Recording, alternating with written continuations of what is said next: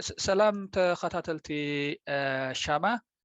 كمي كنيخم نوح زبل جزيت طافينا ترححقينا قنينا ناي لوم علال حزنا مسينا زلنا مس حاوهياب حصر زبلت كوينا بزعبا موسى إرتراويان كاب إرترا سدت كاب إرترا مساسلت تححاز كوينا حصر زبلتي من البات جن قدمنا بن متاونا نحاونا هياب أبز حلفة جزء ناي دكتورال تمرتو ناي دكتورال تمرتو بعوض ስለዚ ዛዘመ እንቋዕ ሓጎሰካ እንዳበልኩ ምዝና ኢሎም ዕላልና እውን ስለተተሓሓዝ እንታይ ከም ዝነበረቲ ናይ ትምህርቲ ጉዕዝኡ ብዛዕባ እንታይ ከም ዘፅንዐ ሕፅር ኣቢሉ ክነግረና ንህያብ ክዕድመ ህያብ መጀመርያ እንቋዕ ሓጎሰካ እንቋዕ ኣብዚ ኣብቃዓካ እንታይ ነይሩ እስኪ ናይ ዶክተራል ትምህርቲ ናትካ ብዛዕባ ምንታይ ኢኻ ኣፅኒዕካ ምናልባት ምዛ ናይ ሕጂ ዕላልና ስለተተሓሓዝ ሕፅር ኣቢልካ እንተትገልፀልና ፅብቕቲ ነይራ ከንያለይ ተስፋለም Yeah, natay doctoral topic reality of Eritrean refugees ይድብል እቲ ሓንቅታት ብዛዕባ ወይ ከዓ ተቐኒ ኤርትራውያን ስደተኛታት ደጋጥሞም ነገራት እንታይ ምዃኑ ኢንቨስቲጌት ትገብር ወይ ተፅንዕ ማለት እዩ ካብ ኤርትራ እንታይ ኮይኖም ይወፁ ኣለዉ እንታይ ካብ ኤርትራ ደውፃና ዘሎ ትብላ ሕቶታት ኣለዋ ካብኡ እየ ዝጀምር ማለት እዩ ካብኡ እውን ምስ ወፅኸ እንታይ ያጋጥሞም ኣብ ትራንዚትካ ዝኾነ ሃገራት ክኾና ክእላ እየን ኣብ ሱዳን ክኾኑ ክእል ኢትዮጵያ ካልኦት እውን ክኾና ክእላ እየን ጎረባብቲ ሃገራት በዓል ግብፂ ገለ ክኾና ክእላ እየን ማለት እዩ ካብኡ ሓሊፉ እውን ኣብቲ ኤውሮጳ ድዩ ካልእ ኣሜሪካ ድዩ ምስ በፅሑ ኸ ኤርትራውያን እንታይ ያጋጥሞም እንታይ ቻለንጅስ ኣለዎም ወይ ከምኡ ዝብላ ሕቶታት ሓትት ማለት እዩ ስፔሲፊካሊ ናይ ኤርትራ ሕቶታት ብፍላይ ናይ ስደተኛታት ኤርትራ ማለት እዩ ካብኡ ተበኪሳ ከዓ እቲ ረፊጂ ዝበሃል ወይ እቲ ስደተኛ ዝበሃል ኣምር international style level conceptual ولا philosophical እንተሪእናዮ እንታይ ይመስል ትብል ሕቶት ልዕልታ ቀንዲ ድርያ ማለት እዩ ንኸም ኢኻ ዝጥቀመሉ እቲ ኩነታት ናይ ኤርትራ ማለት እዩ ንኸም ንምፅናዕ ፅቡቅ ህያብ በጊመ እንቋዕ ሓጎሰካ ሕጂ ምናልባት ብዙሕ ኣገዳሲ ሕቶታት ኣሎ ካብ ኣጥራ ካብታ ናትካ ፕሮጀክት ክነልዕሎ ንኽእል ማለት እዩ ንሎሚ ግን ምናልባት በታ ቀዳመይቲ ኣቐዲምካ ጥቕስ ዘበልካያ ምስኣ እውን ተተሓልያታ ዝነበረት ንሕቶ ካብ ኤርትራ እንታይ ኮይንና ንወፅእ እንታይ ኮይኑ ወፅእ እቲ መንእሰይናትና እቲ ሰብናትና ዝብል ሓደ ዛዕባ ኣሎ ሓደ ሕቶ ኣሎ ማለት እዩ በቲ መንግስቲ ኤርትራ ዝወሃብ ወግዓዊ ፖዚሽን ፖሊሲ መልስታት ናይ ዝኸሙ ናይ ተጠንቂ ሓደ እንታይ እዩ እዚ ውፅኢት ናይ ፖለቲካውን ስነ ሓሳባውን ሸርሒ ኣብ ልዕሊ ኤርትራ ዝግበር ሸርሒ ውፅኢት ናቱ እዩ ብሃገራት ምዕራብ ብፍላይ ኣሜሪካ ስጋብ ሲአይኤ ይጥቀስ እዩ ሃገራት ኤውሮጳ ብውልቂ ይጥቀሳየን ማለት እዩ ብምስኡ ብዝተሓሓዝ እውን እዚ ናይ ዩኤንኤችሲአር እዚ ናይ ላዕለዋይ ተፀዋዒ ኮሚሽን ስደተኛታት ውድብ ሕቡራት ሃገራት ንሱ እውን ሓደ ካብቶም መሳርሒ ናይቲ ስትራቴጂክ ዲፖፑሌሽን ወይ ስትራቴጂካዊ ምብዳም ዓድታትን ቦታታትን ናይ ኤርትራ ዝብልዎ እዩ ማለት እዩ ሕጂ እቲ ሰብ ክወፅእ ከሎስ ግዳይ ናይ ከምዚ ሸርሓዊ ተንኮላት ኮይኑ እዩ ዝወፅእ ዘሎ ካብ ኤርትራ ገለ ዝብል መግለፂታት ብወግዒ ይስማዕ እዩ ማለት እዩ ብተደጋጋሚ ይስማዕ እዩ ማለት እዩ ሕጂ ንስኻ ከም ስደተኛ በቲ ጉዕዞ ካብ ኤርትራ ጀሚርካ ብሱዳን ምስተፈላለየ ሃገራት ውልቃዊ ዝኾነ ተመክሮ ናይቲ ስደት ኣለካ ተምሃራይ ብዛዕባ ስደትን ስደተኛታትን ዘፅንዕ ተምሃራይን ተመራማራይን ከም ምዃንካ መጠን እንታይ እዩ መልስኻ ኣብዚ ብልክዕ ድዩ እዚ ስትራቴጂካዊ ዲፖፑሌሽን ወይ ከዓ ስትራቴጂካዊ ምብዳም ዝበሃል ሓደ እቲ ቀንዲ ረቋሒ ካብ ኤርትራ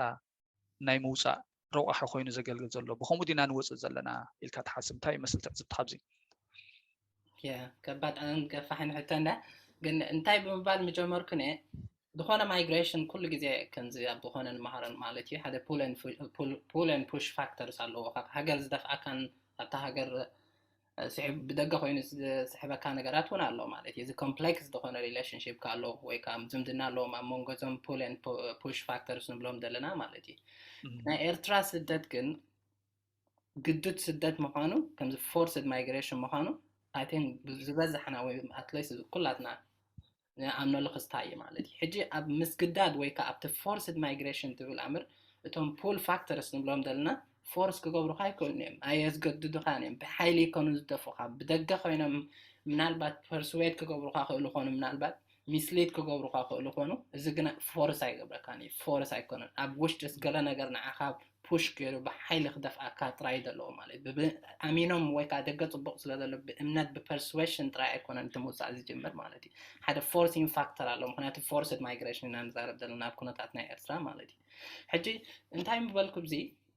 ኣብቲ ኮንቴክስት ናይ ኤርትራ ክንፈልጦም ዝግባአና ውሕዳት ፖይንትስ ኣለዉ ኣብዚ ሪሰርች ብዙሕ ሪሰርችታት ንሪኦ ማለት እዩ ሓደ ኢንደፊኒት ሎውለስነስ ኣለዎ ኤርትራ ሕጊ ኣልቦነት ኢና ንብሎ ብትግርኛ definitely دخان أخا مودة تدايبلو حجزي أنت قبل كله كاب نازلنا جمير كاترا يكون كندو له كاب جزء مجزات جمير كامل ولا خد مجزات الآن جمير كامل هذا constitutionally way rights based دخان administration أي نبرنا إيرترا تاريخنا إيرترا سجاب حج مالدي حج constitution يبلنا كد ميود جزء مجزاتي نبرنا هذا belows محدر ويكا rights based دخان system نا administration ويكا individual ديو collective rights نا individual as أبقمت أتو محدراس أي نبرنا إيرترا يدبلو له إذا كان تايمز institutions of protection يلان مالدي protect تقبل دخل نت citizen نتوود الله هزبي تقبل دخل protect تقبل دخل ولا حدا يلان مالدي إذا lawlessness نبعلو أب indefinite feature كأساس suspended دخان معناته مزاون زمزو دول عمل ويد حرق التعامل هذا اللو constitution كم هذه مو elections كجبر يجلس بالأمر يلا نعم ليش الخونة تثبيت يلا مالك سخلاتنا نعمل حقت هاد خونة قلي كله بابتي research ناتي وندريو modalities of coercion and control دبلون قرأت على مالتي جب اليوم تايم مالتي حجنا عملنا national service كنوزدان خلينا نأيرترا استجز forced يولا سنو بعلو مالتي forced disappearance على مالتي أبيعتا detention على سكول نفلتينا حاجة lawlessness rule up زخون اللبوتا ويت lawlessness حاجة البنتي حاجة قين دلو إرسال بلالنا مالتي أبكم situations إذا من govern نخبرهم خل نظام national service نولهم دلنا نزو forced disappearance دلنا دلنا detention دلنا دلنا ولا خل نقرأ زي ولا حدا govern نقبرون نقرأ يلا مالتي lawlessness تراي أو rule دخون دلو كله وين تي نعمنت كم عبنت family انترينا social disorganization على إيرترا family بحنسة تترنيف كحتنا برايت خلناها ويكازنا بربحنسة يلان تبي مخنيات national service كخون خل كله أنا أصلا دايم هلا وكخون خل بزح نقرات كخون خل مالتي السنو بعلو تي unit nice social organization دبها الأمر أيسر يلان مالتي function يقبرني دلو بتحجر مالتي كم تعدي مزول كون حدا uncertain دخنا featureون على مالتي حدا مزايا خاص كجمت هاي تخلنا أنا أتكا كنزخ جبري دخنا كتمت هاي تخلنا هوي كنزخ جبري كاف تحلمون هاي تخلنا هذا اللي مالتي كم situation هذا الناير ترى مالتي إذا situation حجي نزل جمت بمتاو still أبدأ جمس وصانا strategic depopulation تولد اللي أمرك مزق مالتي نبنت أبدأ جمس مزق خاخه انتهى قد مكات refugee context ويكا situation ناير ترى إنك تايمسل انت دايلنا أبدأ جمس وصانا إذا تولد اللي pull factors انت اللي بدك خوين السحبنا strategic depopulation تلي أبي موز أنحنا لون عناد أنحنا دلو مسوات أنا هاي إرترا violent دخون borders أنحنا لو ضغط لها borders يمت أنحنا دلو مالتي بدك مع ساخر ويكا refugee campus يمت أنحنا دلو بعد شجرة بدي خالدي ولا يتبع أتي خاملك أو تأعزي خان عامتها تخات نبر بزي زخونة resources بزي زخونة supporting mechanisms مالتي كله trafficking أنحنا لو كندي سبات ما بسهرنا بعد سيناء بعد ليبيا بحرية جمتنا دلو كندي أشحد إيرتاوي يعني متنا لو مالتي كله ولا بزي أوروبا بس إحنا كندي bureaucratic زخونة asylum system إننا navigate نقبر دلنا إذا أمس خميك جرم ناب strategies ناي depopulation كونهم translated كونه كله عندي ولا حنتي نزق سايك بخوم interpret كوري ما قالكون أنا مالي حجي بخلتي من قد انترينهم تم فورس كقبل زخلو factors أو إرتراح نزخلوس أنا حكي lawlessness على modalities ناي coercion and control دولهم دول خلو تو homelessness بعلو بعهم كله homelessness سمع كاس أمر كامل تفرنات كامل ونبعلو control المقانسون على مالتي كله دقم سوت أخذ قط من هذا اللوحة دقم يحجون تي violent borders على trafficking على موت على بزخت كهذا بزحات إيرترا يعني موت له asylum عبزنس مثلا ون عسر عمد على asylum system تراي استاكينهم بنبرو إيرترا يعني مسلمين عن سر حدا الأبز مالتي وكان سمعنا ذا stories حدش هيكون عن خلتنا مالتي أجلس أنا خلنا نشوف بالكو كله زخنة ويتوسخنة كمان اللي كاجت وقلت كأيها كله كابر غير كأيها أنا كم كريه خلقتي أي أتي حسب زي استراتيجيكاوي مبدأ وي strategic depopulation قال خصم خلقه sometimes قلنا بيزبلون تايم زبل زلوا قال زبل مالت مخنياتوس كم زبل كابير ترازلوا تقعزوا جميرون دحري خاص أبنو سوكف قعزوا أبنو سوكف دوب كاب حد هاجر ناب حد هاجر ويك أبوش حد هاجر ون كاب حد بوتا ناب حد بوتا خنك أساس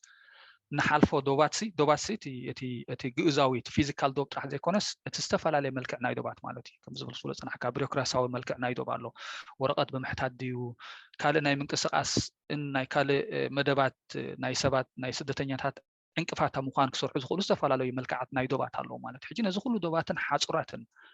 أم حلافسي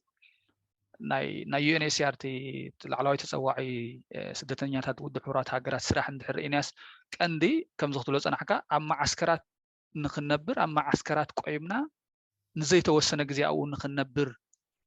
يقند السرح نسو حلمتات ناي سبات أما عسكرات كم زباليو نمقبر ترى يزت صوت مالتي كن ريا خلنا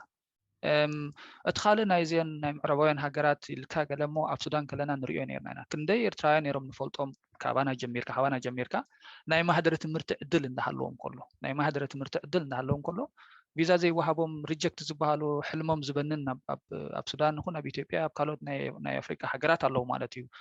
سل زي وهابهم حجي كريو خلوخ أنس كم زي فشل زخون ناي بروباغندا قال حليفو قال ناي بحقي كم زرزن زبل ناي بوليسي ابروتش لون اي حسبون مالتيو سلازي بزح زفلي يبلين خاطناتك بتنحناس اب نص وكف ناي سدت غعزناس ازين كنت قصن صنحنا اكترز زم توصم صنحنا اكترز نتي ناي غعزو مدبات ناي تسب انقفات ام مخان دزي كونس نعو ام مسلاطن ام مكوانن زصاوتو اونتاو ترى ايرانان يلن مالت سلازي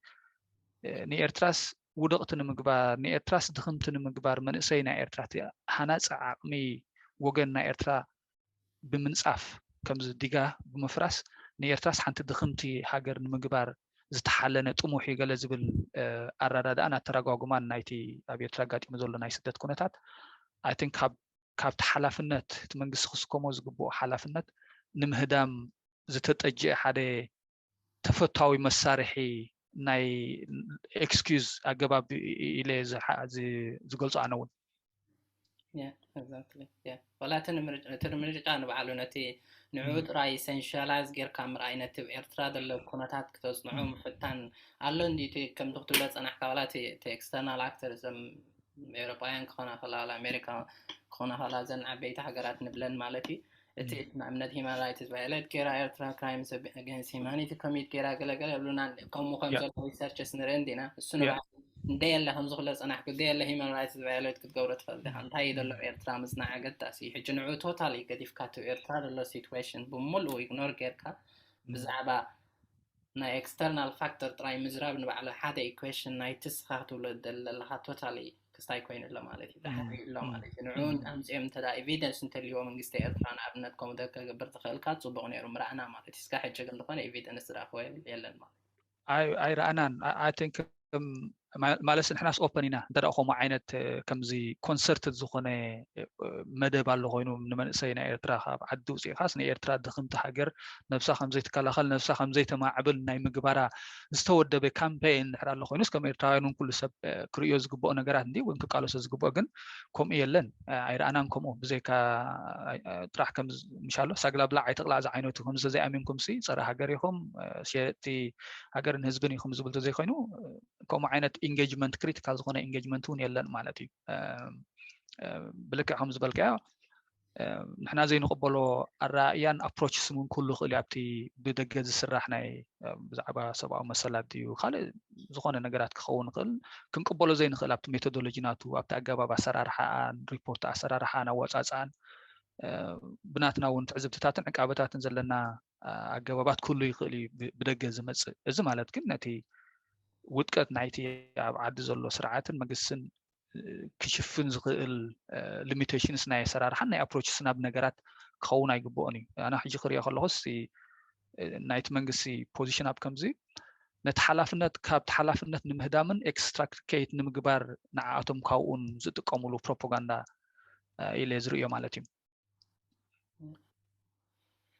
Okay, so ምናልባት ምስኣ ትተሓሓዝ ናብዚ ኤውሮጳ ምስ መጻና ሓንቲ ብተደጋጋሚ ዝሰማዕክዋ ዝሰምዓ ካብ ቀረባ ፈተውተይ ዕሩኽተይ ፈለጥተይ ኣቲንክ ከምኡ ዓይነት ዕዙታት ከም ዘለካ ንስኻ እውን ርግፀኛ እየ እንታይ ኣላ ካብ ኤርትራ ዘውፃኣና ኩነታት ሲ ምናልባት ተተሓሓዝ እውን ምዛ ክነልዕላ ፀናሕና ቁጠባዊ ጥሜት ጥራሕ እዩ ስለዚ ጠሚና ጥራሕ ኢና ካብ ኤርትራ ወፂና ትብል ዝብል ሓሳብ ኣሎ ማለት እዩ ሕጂ ኩሉ ግዜ ኣነስ ነፍሰይ ሓታ ጥሜት ኩሉ ይኽእል ብርግፅ ግን እሱ ድዩ እቲ ጥሜት ካብ ኤርትራ ዘውፅኦ ዘሎ ነቲ ሰብ ወይስ ኣብ ኤርትራ ኮይኑ ነቲ ጥሜት እውን ክቃለሶ መሰልን ዕድልን ስለ ዘይተዋሃቦ ካብ ኤርትራ ዝወፅእ ዝብል ሓሳብ ሕጂ ኩሉ ግዜ ይመላለሰኒ ማለት እዩ እንታይ እዩ ትዕዝብቲ ካብዚ ኣብዚ ኤውሮጳ ይኹን ካብ ኤርትራ ምስ ወፅእ ብዝኻልኦ ዝተፈላለዩ ካልኦት ሃገራት ምስ ከደ ሰብ ኣነ ካብ ዓደይ ዘውፃኒ ፖለቲካዊ ኩነታት ኣይኮነን ፖለቲሳይዝ ኣይትግበሮ ፖለቲካዊ መልክዕ ኣይተትሕዝዎ እዚ ኩነታት ኣነ ዘውፃና ካብ ዓደይ ጥሜት ጥራሕ እዩ ስለዚ ምስ መንግስተይ ፀገም የብለይን ምስ ካልእ ፀገም የብለይን ጥሜት ጥራሕ ወፅእ ዘለኹ ነፍሲ ፍትወት እዩ ኣውፂን ካብ ዓደይ ገለ ዝብል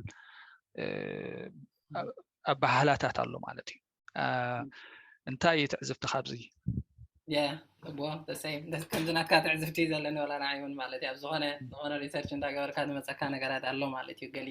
ብሳሕቲ ወላ ክኾን ይኽእል ግን ጥሜት ኢኻ ሃገርና ዘውፃና ዝብል ክስታይ ኣምር ክመፅና ክእል እዩ ግን ምናልባት ምልስ ኢልካ ጥሜትካ ካብ ምንታይ ብገስ እንታይ ዶምፆ ጥሜት ብኸመይ ይመፅእ ኢልካ እንተ ሓቲትካዮም ግን ካልእ ክስታይ ይመፅእ ማለት እዩ ካልእ መልስታት ክመፅእ ክእል ወይ ካልእ ራእያ ክመፅእ ክእል ማለት እዩ ሕጂ ጥሜት ካብ ምንታይ ብገስ ኣብ ኤርትራ ንኣብነት ኣብ ኤርትራ እንታይ ኢና ንብል ወይ መንግስቲ እውን ደጋጊሙ ዝብሎስ ሓብቲ ናይ ኤርትራ ህዝባ እዩ ዝብል ማለት እዩ ከምኡ ዝብል ኣምር ኣሎ እቲ ህዝቢ ብኤርትራ ኮይኑ ዳ እሞ ንገዛ ርእሱ ትራንስፎርም ገይሩ ወይ ንገዛ ርእሱ መሓይሹ ዳ ነዚ ንብሎ ዘለና ጥሜት ዳ ደፊት ክገብሮ ወይ ክጥፎ ይክእል እንዲዳ ተዳናይ ብሓቂ ሓብቲ ናይ ኤርትራ ህዝባ እንተኮይኑ እቲ ህዝቢ ክዳ እሞ ስለምንታይ ብጥሜት ዝሃድም ህዝቢ ዲታ ሓብቲ ናይ ኤርትራ ዝኸውን ዘሎ እንታይ ኢና ንብል ዘለና ከምኡ ክንብል ከለና ማለት እዩ እዚ ንባዕሉ ኮንትራዲክቶሪ ዝኾነ ክስታያት ኣምር ኣሎ ማለት ሕጂ እንታይ ንምባል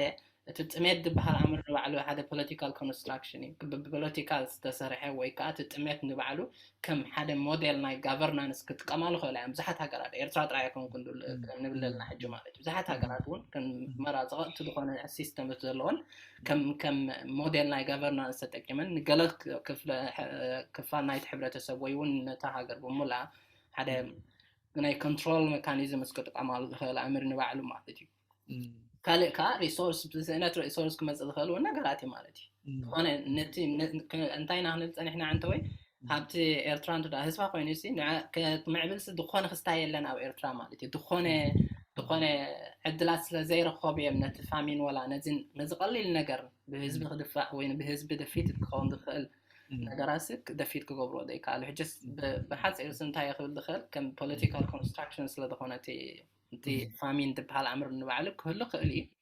ነዚ ብዙሕ ነገራት ቻለንጅ ንገብሮ ኢና ኤርትራውያን እንተሪኢና ማለት እዩ ንኣብነት ኣብ ደገ ዘሎ ኤርትራዊ ኤርትራ ዘሎ ንኸይጠምመራ ኢና ከም ፋሚሊር ሬስፖንሲቢሊቲስ ዘለና ማለት እዩ ካልእ ትራንስናሽናል ዝኾኑ ኣክተርስ ኣለዉ ናብ ኤርትራ ኹን ኣብ ካልእ ኹን ኣብ በብ ዘለናዮ ቦታታት ንተሓገዝ ማለት እዩ እዚ ከደፊት ኣይገብሮ እንዲ ነቲ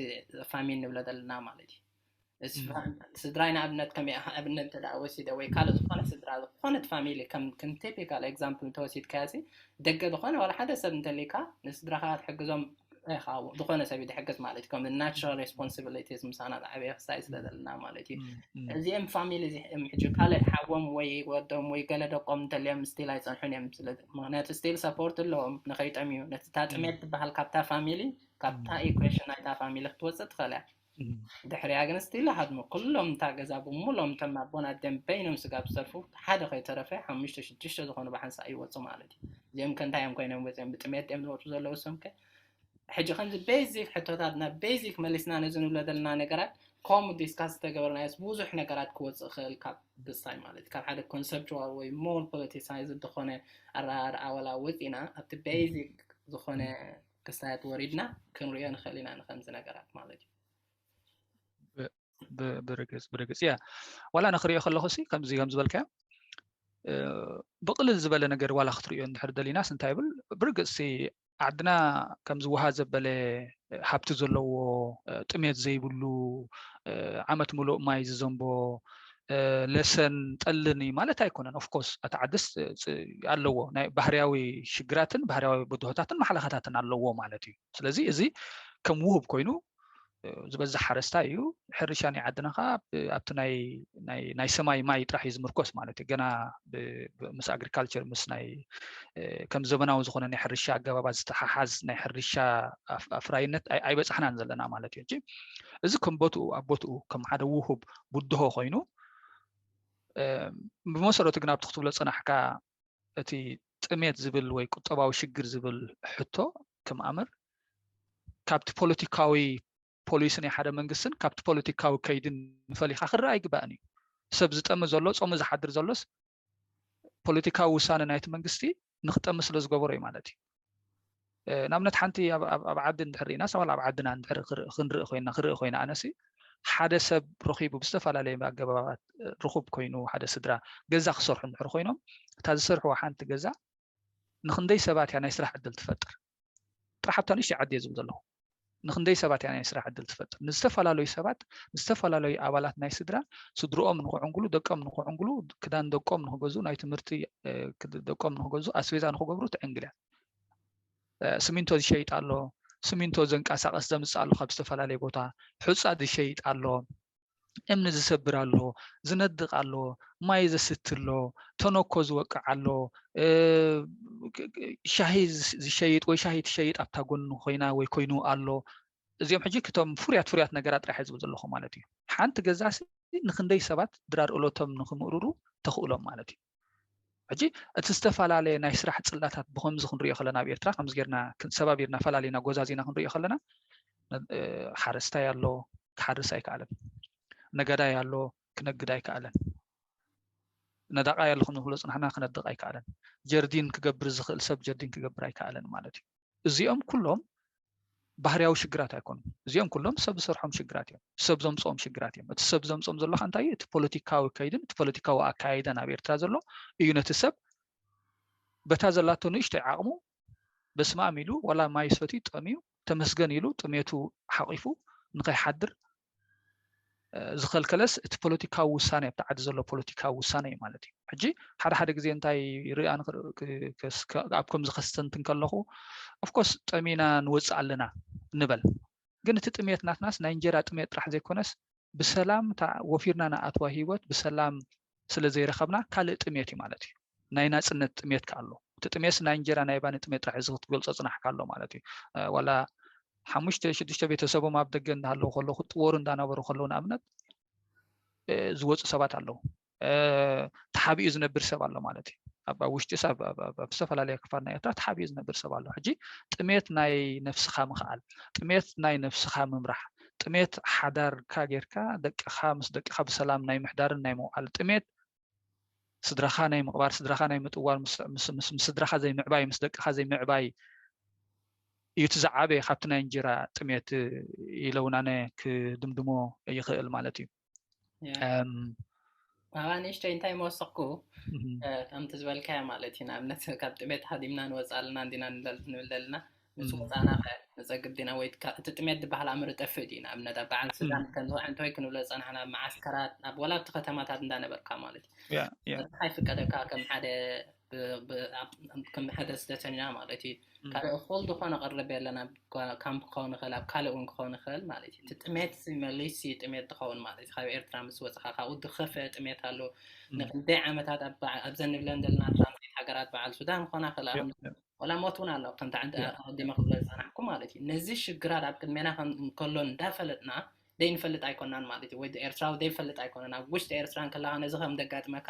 ኦልሬዲ ብዙሓት ኤርትራውያን ደገ ስለ ዘለዉ መንገዶም ዲኻ ብመንገዲ ዝፈልጦም ሰባት ዲኻ ግድን ኣፍልጦ ኣለና ማለት እዩ እንታይ የጋጥም ደገ ምስ ወፅኻ ሕጂ ኣብ ማዓስከራት ዘሎ ጥሜት ንሪኦ ኢና ሲንግል ማዘርሲ ደቀን ኣብ ጥሜት ድስእና ማልኒትሪሽን ሞተር ልጥ ኢና ማለት እዩ ኣብ በዓል ሸገራ ኣብ ካልእ ቦታታት ካልእ ትራፊኪንግ ከም ዛዕንተይ ክብለ ፀናሕ ኩለኹም ደያሻሓት እዮም ኤርትራውያን ድመቱ ዘለዉ ብዙሕ ቦታታት ማለት እዩ ባሕሪ ኸውን ኣብ ደስ ሰሃራ ክኸውን ይኽእል ኣብ ካልእ ማለት እዩ እዚ ኸ ደኣ እሞ እቲ ጥሜት هذا تميت هذه مكانها بكم زخت أتدخل أو حدا لك هذا خل نقرات كتات تدخل نزق قمت كنا تونا خلينا مالتي حجين بخوم انترينا أسيل هم بيزيك نقرات جينا انترينا تتميت إذا وز أنا دلله كوير ترانزيت سمر رخصة يكون النبيل أب كتامات هاد ناي ترانزيت هقرأ إننا تعمل بجاهم حاولوا لي كجاهم كنا زخنزب سدد لي ندابل ناسي تميت كوير ترانزيت إنها كتبلسي كساي كنا غير argument يكون بقول أيوة. اوكي ጽቡቕ እምበር ይቐኒለይ እያ ምናልባት ከምዚ ዓንተዊ ግልጽ ዘበልካዮ ኣብቲ ናትካ መጽናዕቲ ዝተፈላለዩ መዳያት ናይ ስደት ኩነታትና ናይ ስደት ጉዕዞናን ክትንክፉ ዝኽእሉ ኣገደስቲ ኩርናዓት ክህልው ስለ ዝኽእሉ ካልእ ግዜ ምናልባት ብተዛማዲ ብተመሳሰሊ ሕፅር ብዝበለ ከምዚ ዕላል ገለ ጠቂስና ወይ ገለ ምዕራፋት ወይ ገለ ኩርናዓት ናይቲ መጽናዕትኻ ጠቂስና ብከምዚ ተመሳሰሊ ናይ ዕላል ኣጋጣሚ ክንራኸብ ተስፋ እንዳገበርኩ ናይ ሎሚ ዕላልና ብዚኣ ክውድእ ይቐኒለይ ተስፋ ዓለም